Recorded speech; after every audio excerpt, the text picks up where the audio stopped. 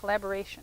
Basically using your expertise to improve your customers' results. And that's a little bit of what I said before. And it's not just about increasing sales or increasing conversion rates. There's some of that, but it depends on what the mission of your organization is. In a school, their mission is around learning.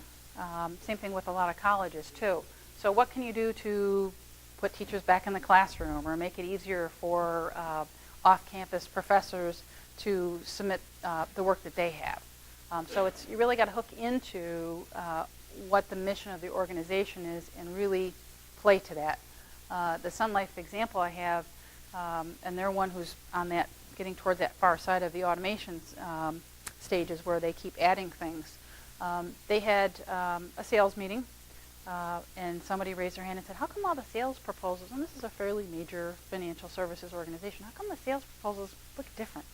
The salespeople are printing on their own printers at home, and they don't look consistent. So the Penn Center said, okay. So they're using actually some of our software. They had a whole project that they did. They had people pilot it. So the next sales meeting, they went out with all these proposals and said, okay, here's how they all look. What do we do to make the process better? And they have a really, really nice proposal generator, and it's equal to the equivalent of 5.6 sales reps.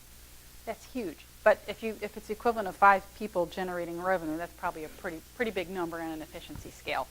We see numbers with schools anywhere from 20 to 30,000 to 70,000 teacher hours a year, and that's something that adds up as well.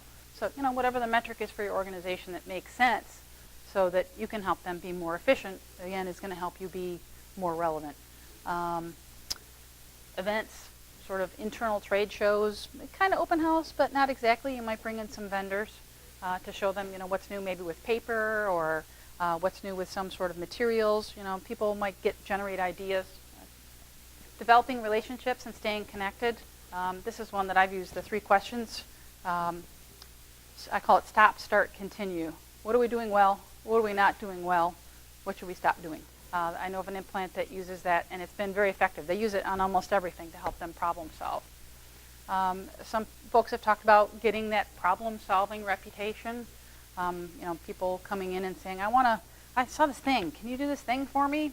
And then just making it happen, whether it's a service you actually provide or not. Maybe you do it in-house. Maybe it ends up being a new service you offer later on. Did you know emails? This is something that I've seen used pretty effectively. It's just a little 1 paragraph of, did you know we do X? I mentioned connecting to the mission and initiatives. One of the earlier examples I gave, there was an organization where it was they really, really wanted to go green.